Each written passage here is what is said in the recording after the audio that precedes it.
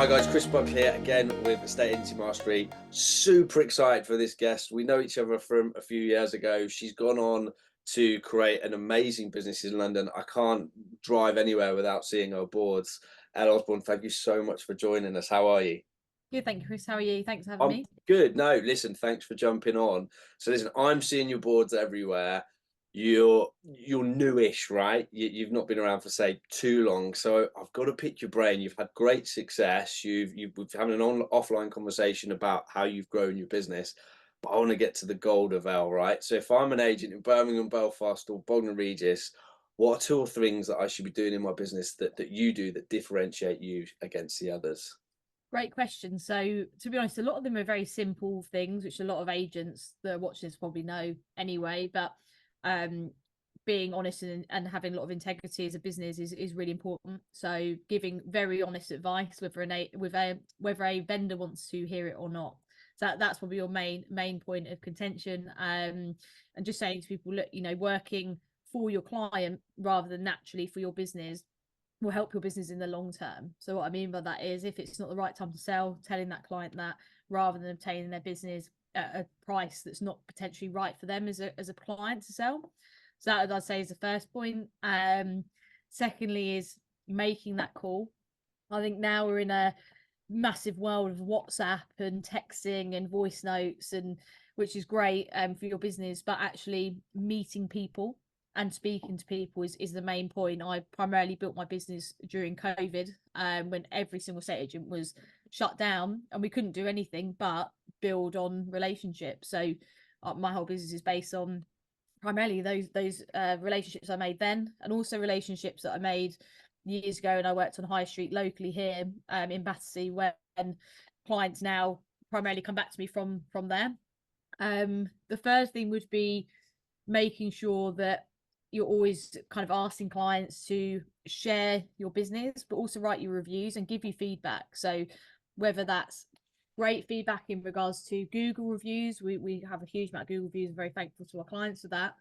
But also if you lose out on evaluation, I think it's really important to ask the client why. So why they haven't chosen you, whether there's a reason, whether you want to hear it or not, because you can build on that as an agent, and personally as well, even when it's tough to hear it.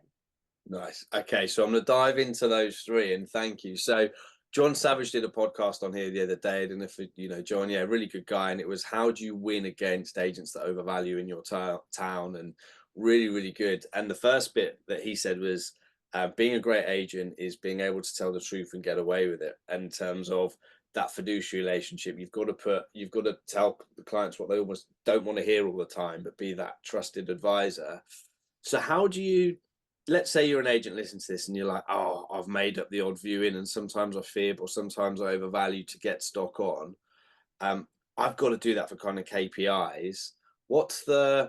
How do you get around that? How do you change your psyche? Can you give me an example of where you've been really honest and maybe it's come back to serve you really well a bit later down the line? Of course. So I think it's difficult with KPIs, and that's a really hard question, because I know when I worked on High Street, it was very much your values would be targeted per listing, and we come against that a huge amount, especially as the Southwest London postcodes. And we actually, majority of what we sell is 60% of it is actually secondary stock. So what I mean by that is clients coming to us and going, haven't sold, what's the situation? And recently I had someone that had a house sale with us. We sold it in 6 weeks. It was in the millions mark, and their expectation was £1 million over what our valuation was. And the thing is explaining to people and saying, look, on a valuation, the value, any agent can value anything at any figure. I've got a 2-bedroom flat in Putney, I could value it at 2 million, but it's not going to sell at 2 million. So explaining to a client is very important from that perspective of just explaining it in layman's terms. Say, look, I've got nothing to gain here as a business owner, and also I don't want to be the agent that reduces for you. KPI, back to the KPI point, it is difficult to advise agents that win on KPIs, but also realistically, you've got to think it's not just about the deal you're getting now. This job would be a much easier job if you could sell something straight away, give, there's a pure example, giving bad level of service to a buyer, for example, going too client heavy, that buyer's your future client. So it's about changing your mindset and saying, actually, rather than getting one sale or one kind of bonus out of this, I want to be selling for this client, sell it at the right level for the right money. Because realistically, if you put it on too high, you're going to lose that client, and that client's then going to say to everyone that their experience with you has been bad, and it goes on and on. Alternatively, it could go the other way of saying, actually, sold with EO, they told me this price, sold it very quickly or for even higher than what they mentioned because they brought it down so much. And actually, I'd highly recommend them. The buyer's happy because they've bought the right price in the in the right market level, and then they're looking to sell. There's nothing more awkward than revaluing something for a buyer that's dropped massively in price because it's been oversold. So I think that's my answer to that question. I really like it. I'm the curveball you hear then. So now I'm going, I've got my KPIs. I need to do it. I agree with what Elle's saying. I need to go and then find some more stock, or I need to go and target secondhand stock. Can you give us a couple of lead gen secrets that you use to go and get that 60% secondhand stock? Oh, difficult one. So we use a few different tools, and some of them are very much agency tools, such as home search. Use the home search letters. To be honest, I'm not a huge fan of the letter targeting. I get them all the time and they drive me insane as a homeowner. But I'd say reaching out, door knocking, we don't really do too much in South London, to be honest, but reaching out to those vendors in a different way. So one of the best ways that we've done that is actually establishing a model that I learned from a franchise that I used to work with previously, of sending leaflets. So this doesn't work in all areas, it works in some, and showing a different level of agency. And what I mean by that is something that catches the eye rather than a letter or fake handwritten notes, which just really don't work. One thing that did actually work on the handwritten note point is I used to sit and go around every single property. This is when I had much more time than I do now. Just after COVID, see what board they had. If it was a sale board, I'd look up the property and write a handwritten note related to that property and hand deliver it, which really worked because a lot of it, you do get the odd client that doesn't like that, but actually they can see it's physically handwritten, and it takes forever. It really does take a long time. I used to do it 4 hours a day, but it's worth doing. I love that. So let's say you're that really great property. I love what you've done to the rear extension, and that glass overhang is to die for. Something, call to action. So it's really personal about the property. Exactly. And another point is staying in touch with clients that don't choose you. And this is a really, really big importance. If you get invited to evaluation, you're going against 3 agents. Look, you're not going to win every single vow. We're quite lucky in the sense of our conversion rate's high now, but there will always be the ones that you lose.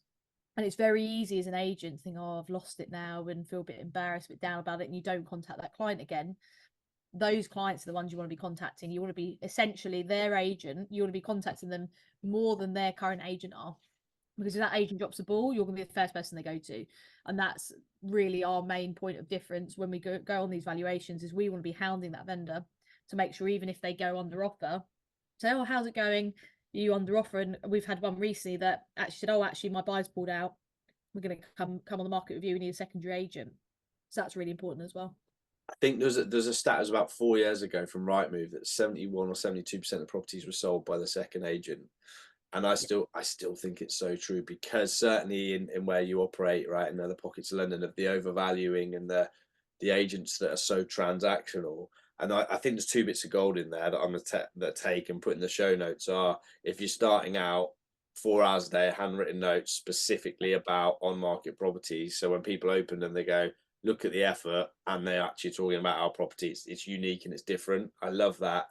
And yeah, I talk to all of our agents about what's your playbook, what's your process for when, if you do miss out on a vow, you offer world-class touch points after, up until they either sell, which is fine, then they go into a nurture, or they don't sell and they go, well, Elle or Chris were, they've kept in contact, they've sent us removers when we were stuck, they've, or when they thought we'd move, and it was an easy option. Yeah, I think it's really important. I think also we're very new homes heavy. So my career was always in new homes, and to be honest, we love getting the instruction at the end, because a lot of the time it's been overpriced, on off plan. We stay in touch with the developer. They might not have performed, and you get the last units. And that's, to be honest, how I built my business. I got given an opportunity to introduce to a scheme in Streatham. So I met one of my team members now. And actually, we were the top selling agent against 2 other high streets. And now we get all of their business. We get every single development they've ever worked on. We've had one recently against 4 other agents. And I knew the developer and I said, just give me a shot. You know, I'll prove it to you. And we've now got all of the schemes sole agency. So I think it's primarily making sure that anyone can I think anyone can be an agent.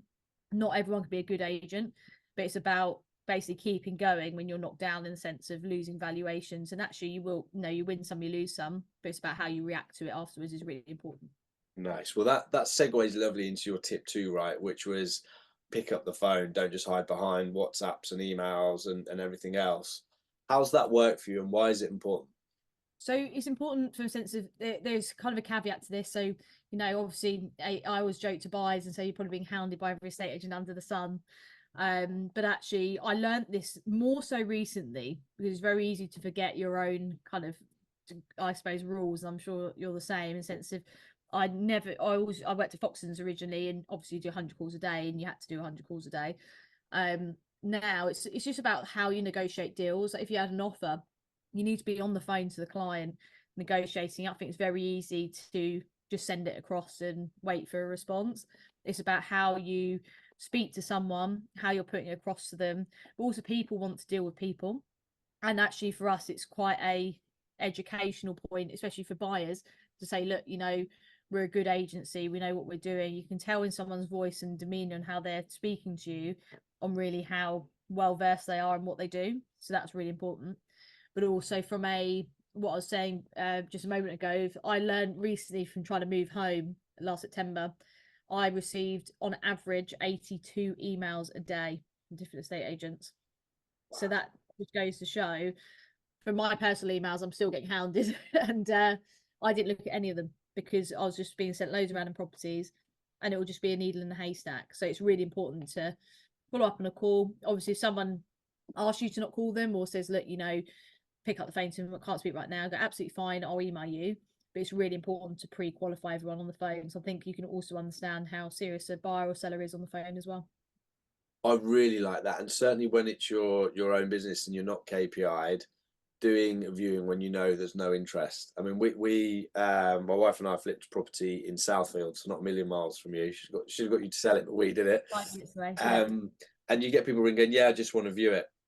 And obviously I didn't respond like this, but I don't give a damn if you just want to view it. I don't think you're interested, and it's an hour's drive for me to get there. And it's a weird one when, like you say, it's your business or your time, and it's not necessarily KPI driven, but I love that.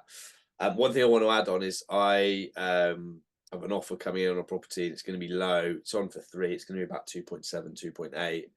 Yeah. And going back to your initial point, a couple of years ago, I said to the guy, just buy your ex-partner out and just put it on a buy-to-let or put it in a SPV or even a trust for your kids. And he was like, but then you won't get a fee.